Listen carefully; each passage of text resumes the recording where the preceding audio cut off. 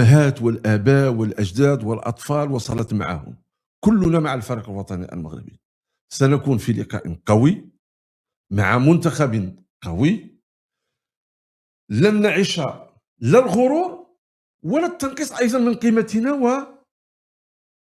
وإمكانياتنا لا الفنية ولا البدنية. ما أخشاه في هذا اللقاء هو أن تتكرر تلك التجربة السيئة للتحكيم التي وقعت بقطر في لقاء المغرب وفرنسا. أنا بغيت نقول لهم ربما في قطر كنت باقي شاكين بأن المغرب ليس قوة كروية، ولكن الآن تأكدتم أن نحن من كبار العالم، رحنا في رتبة متقدمة جدا. دونك نريد عدالة تحكيمية في هذا اللقاء الذي سيكون بيننا وبين المنتخب الفرنسي. وأيضا أناشد الجماهير المغربية أن يحظى المنتخب المغربي بشكل قوي بالدعم، وخاصة عميد الفريق الوطني المغربي حكيمي، لأننا سنكون في مواجهة المنتخب الفرنسي وفي مواجهة الجماهير الفرنسية. حكيمي يحتاج إلى دعم استثنائي في هذا النزال. أكيد، ونتمنى كل التوفيق لصديقه المقرب كيليان مبابي نجم المنتخب الفرنسي. حكيمي كان له تعليق عبر مواقع التواصل الاجتماعي وقال على أنه داخل الملعب السي محمد المغودي ليست هناك أي صداقة داخل الملعب، في إشارة إلى صديقه المقرب كيليان مبابي. وطبيعي لأن غادي يقولوا لأن كل واحد فيهم كيمثل القميص ديال بلادو وكيمثل أيضا الانتماء لبلادو. وحكيمي ينتمي إلى المغرب قلبا وروحا وفكرا وتربية وأخلاقا، وهو ينتمي إلى المملكة المغربية. داخل اللقاء سيكون التنافس بشكل قوي وقوي جدا داخل أرضية الملعب، وأنا متأكد جدا أقوى تنافس سيكون بين حكيمي وبين مبابي، لأن هذوما المفاتيح ديال كل منتخب. وانا متاكد جدا ايضا غتكون منافسه ايضا بين لاعبين اخرين ولاعبين اخرين، بين بوعدي ولاعبين اخرين ايضا. سيحاول ان يثبت بوعدي بانه احسن الاختيار وبانه لاعب كبير الى غير ذلك. انا بالنسبه لي ما عنديش ادنى ذره شك بان داخل الفريق الوطني المغربي اللاعبين غادي يموتوا على القميص ديال بلادهم، وما فيها لا صداقه لا علاقه لا انتماء للفريق ولا هم يحزنون. راه ما كاينش غير معاه، حتى مع بين الحكيمي واللاعبين ديال اللاعب ديال باريس سان جيرمان الى غير ذلك. دونك هذا الشيء كاع ما يدخلناش في ادنى شك. انا غير بغيت نرجع معكم، راه حنا في راه كنا سباقين لهذا الشيء اللي دارت الفيفا في 86. راه طاهر ابو زيد عنده الورقه الحمراء، لغدا اصبح لاعب مع المغرب. في اتحاد افريقيا كنا سباقين مع الاحترام الكبير للاخوه المصريين. ولكن كان البلون نوار ديك الساعه سي محمد، كان عين ما شافش قد الموجه، فهمتي؟ دابا ولات الامور كتنتشر بسرعه البرق، ولا كلشي كيعرف كلشي. خليني نمشي معك دقه ما كاينش بلون نوار. ماشي 1986 ما كانش يعني مواقع التواصل الاجتماعي بالطريقه والنفوذ. نفوذ، ولكن ديك الساعه كانوا عارفينه غير كان المنتخب المصري المنتخب المصري والمنتخب اللي غادي يواجهوا. ولكن دابا راه يعني عبر العالم كل شيء شاف هذه المساله هذه، كل شيء انتبه ليها. شوف سيشان، مساله واضحه، انصياع غير قانوني لقوه الولايات المتحده الامريكيه. هذه غير العالم، عندك العالم اخرى اللي ما عطيناهاش حقنا وسكت عنها. ماشي فقط غير العالم، سكت عنها اساسا الاتحاد الافريقي لكره القدم. افضل حكم افريقي راه ما مشاش لكاس العالم، عمر أرتان افضل حكم. واش سمعت انت رئيس الفيفا كيهضر عليه؟ واش سمعت موتسيبي كيهضر عليه؟ لان هناك نحن امام قوه. الذي يهمنا نحن كمغرب الان، الذين يهمنا نحن كمغرب الان، كما تقدمت الاتحاديه الفرنسيه او الجامعه الفرنسيه بطلب، حتى حنا نتقدموا بطلب، ما خسرنا حتى حاجه. وحنا في المقابله ديالنا مع كندا، راه انا بالنسبه لي كما قال الشوالي، انا بالنسبه لي الحكم راه كان كندي، ماشي كان ما كانش مجموعه من القرارات اللي تسامح فيها مع المنتخب الكندي وما تسامحش فيها معنا حنا. وكان سخيف البطاقه الصفراء بزاف بطاقه ماشي كرم حاتمي، مع العلم على انه معناه علاش كاين كيضرب هذاك، علاش كاين كيضرب يا اما يضعف لك الفريق الوطني المغربي اثناء اللقاء ويدوز كندا باعتبار انه واحد من البلدان المنظمه لكاس العالم، او على الاقل اذا ما نجحش في هذه المهمه يدوزك ضعيف امام المنتخب الفرنسي، على الاقل بناقص 2 جوور ولا 3 جوور. دونك هذا الشيء ديال التحكيم راه كيخضع لهذه القضيه ديال النفوذ، وكيخضع ايضا حتى القضيه ديال المستثمرين الماليين داخل الاتحاد الدولي لكره القدم اتونسيون ما يبغيوش يكونوا. راه حنا في الماتش ديالنا مع فرنسا في قطر راه ذبحونا تحكيميا، صحيح راه ذبحونا. تصور لو كان العكس. ولكن كنقول دابا انا الرساله اللي باغي نوصل، ايوا في كاس قطر كنت شاكين فينا كما شاكين فينا بعض الحاقدين من العرب باننا ما هذاك الشيء كان ازهر، وراه ما كانش كازهر، كان عمل. احنا كنأكدوا لكم بان منتخب قوي، تعاملوا معنا كما كتعاملوا مع الاقوياء. لا نريد منكم لا جزاء ولا شكورا، نريد منكم عداله تحكيميه، واللي داز مرحبا، ما عندناش مشكل.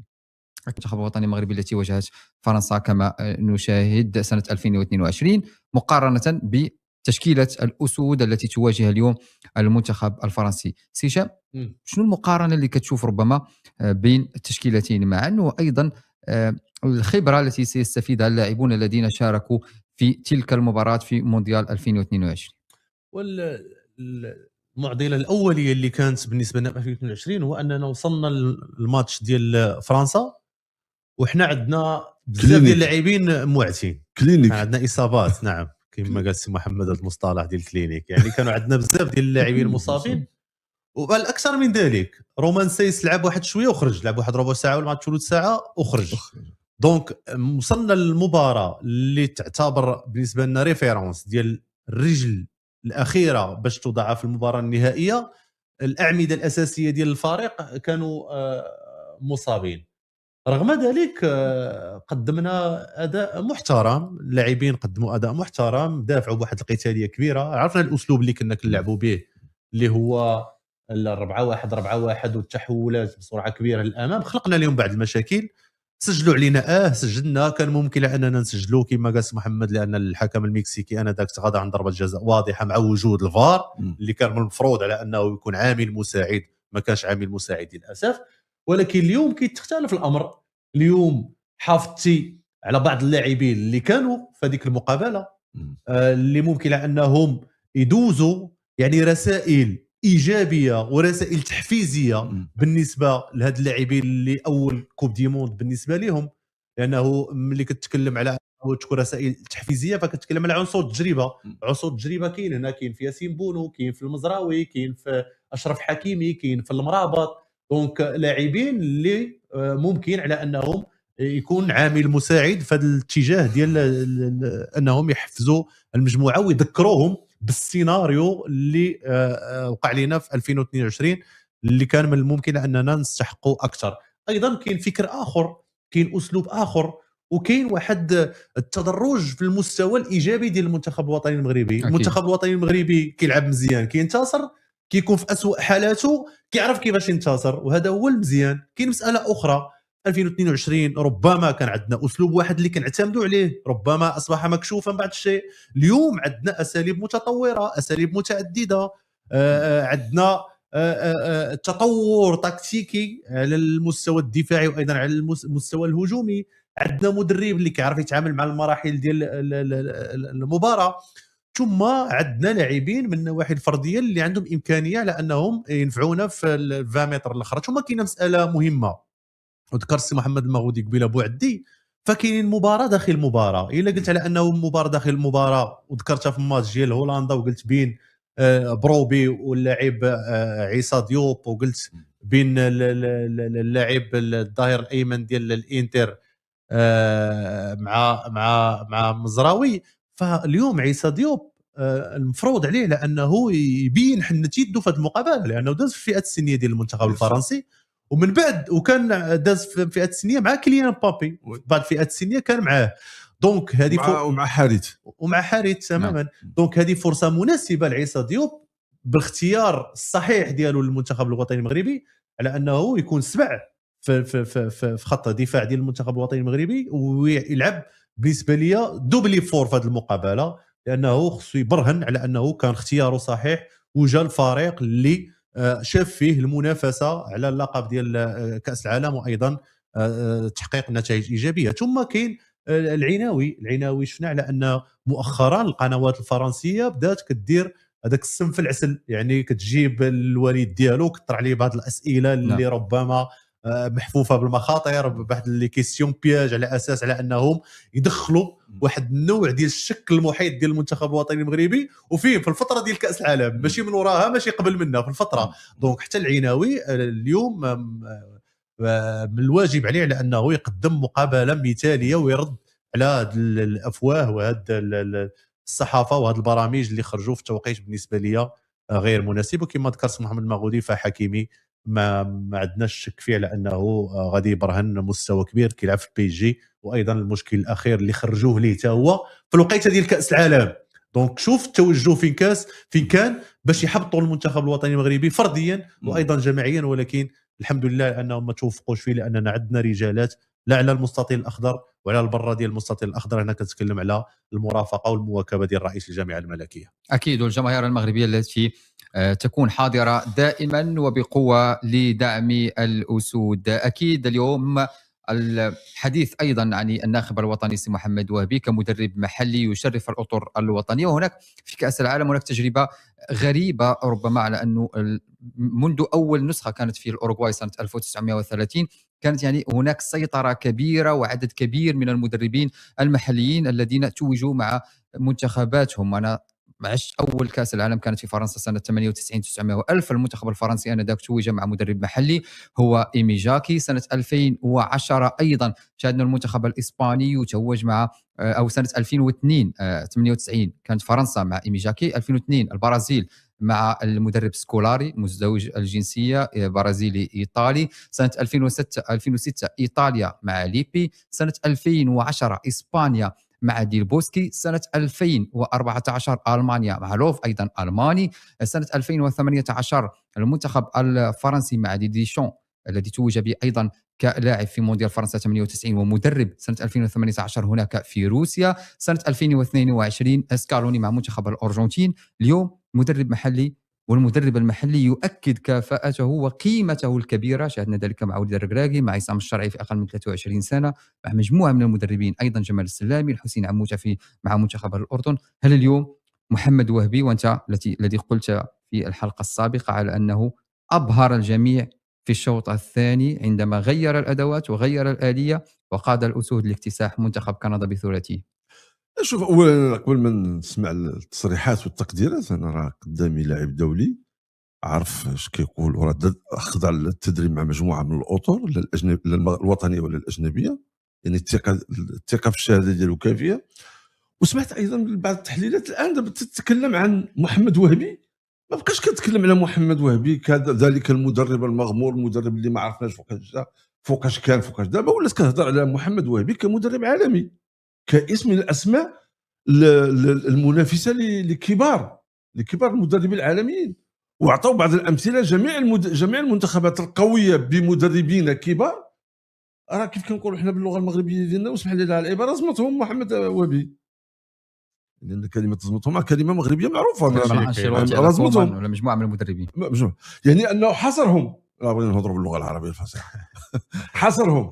دونك محمد وهبي ما بقاش مجال للشك الان.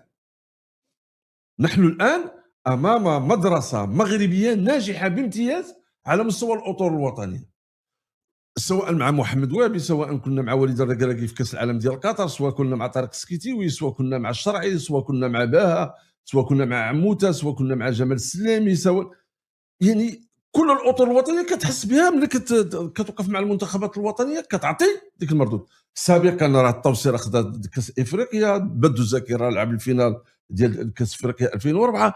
يعني الاطر الوطنيه راه ناجحه على مستوى بشكل كبير.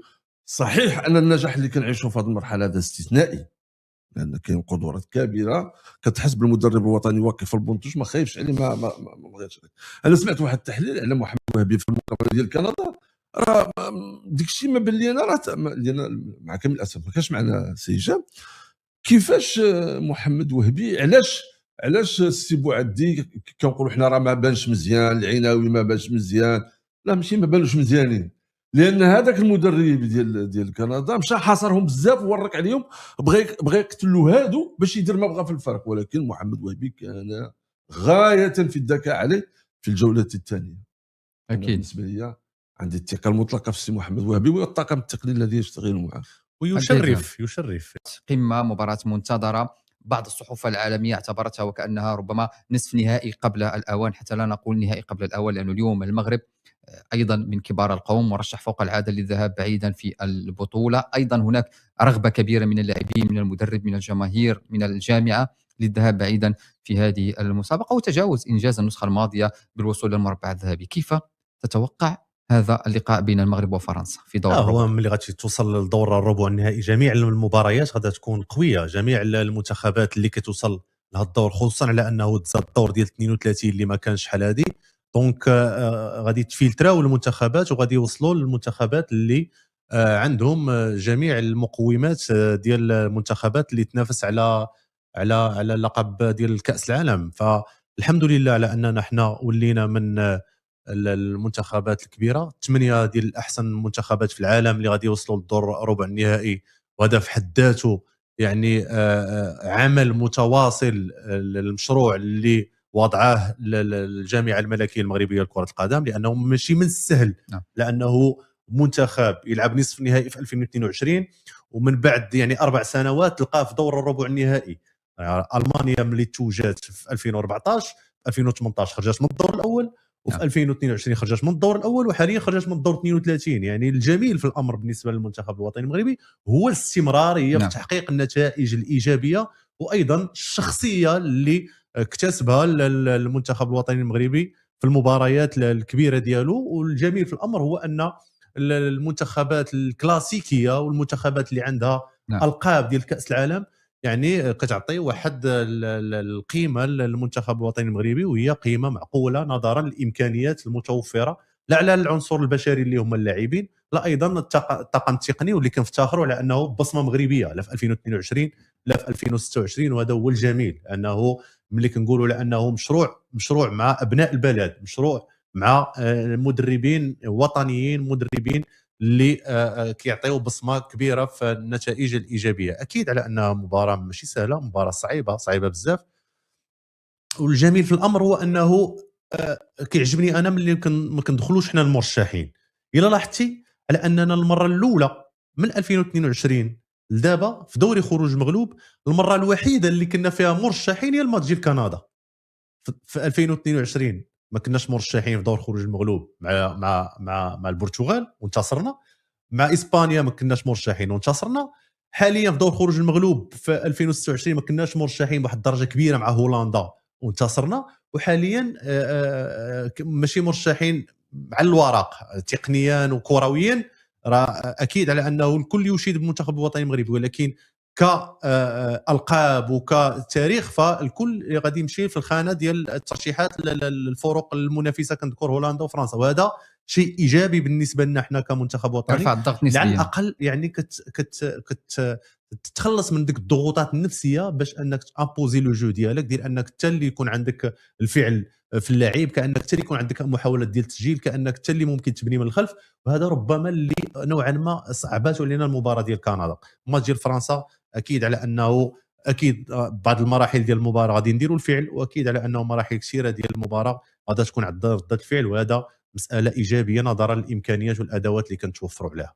اكيد سي محمد المغودي، الاسود وصلوا الى بوسطن كما نتابع، كلهم عزيمه، كلهم اصرار، كلهم رغبه، كلهم امال كبيره، وكلهم ثقه، لأن الثقه باتت يعني هي السلاح بالنسبه لكتيبه محمد وهبي، وهو الذي يتحدث دائما بثقه كبيره في المؤتمرات الصحفيه كيفما كان الخصم. هل ترى انه اليوم المنتخب الوطني المغربي فعلا مرشح فوق العاده للذهاب بعيدا، ونحن قبل تقريبا ايام من موعد مباراه فرنسا يتطلب الامر ان نحفز اللاعبين، ان ندعم اللاعبين، ان نرفع ايضا الضغط على اللاعبين من اجل تحقيق الانتصار وتجاوز الديوك الفرنسيه؟ اذا سمحت لي نفتح واحد القوس، واخا نتمرد شويه على ديك اولا انا كمغربي كمواطن مغربي يعني اعلن عبر برنامج هيسبريس وكاسره، نحن كاسره، عن ادانتنا المطلقه على الاساءه التي تعرض اليها العالم الوطني بفرنسا.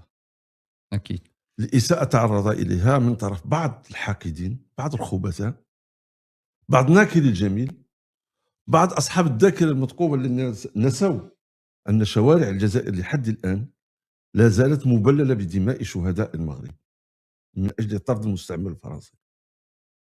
كيف لإنسان أن يتنكر وهو يرى شوارعه لا زالت مبللة بدماء شهداء المغرب ويعتدي بتلك الوقاحة وبتلك الحقارة وبتلك الدناءة على العلم الوطني؟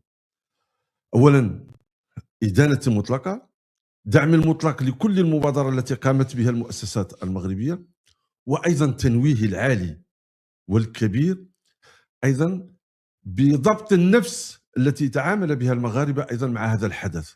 صحيح ردهم كان قويا، ردهم كان أكبر من هذه الوقاحة، ولكن بأسلوب راقي.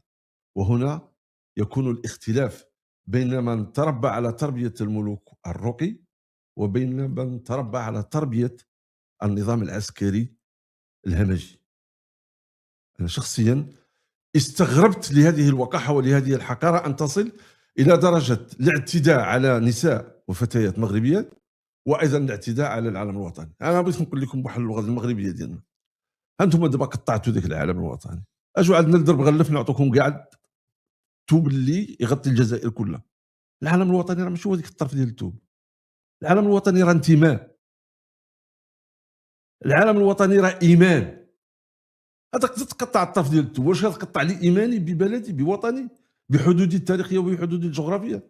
غتقطع لي حبي وتقديري لثوابت بلدي؟ غتقطع فيا ديك القوة وديك الإرادة أنني ندافع على بلادي؟ راه ما تقطعش. دونك هاد السلوك الحقير كان حقيرا حتى في التصور، وبالأحرى أن يكون حتى في التنفيذ.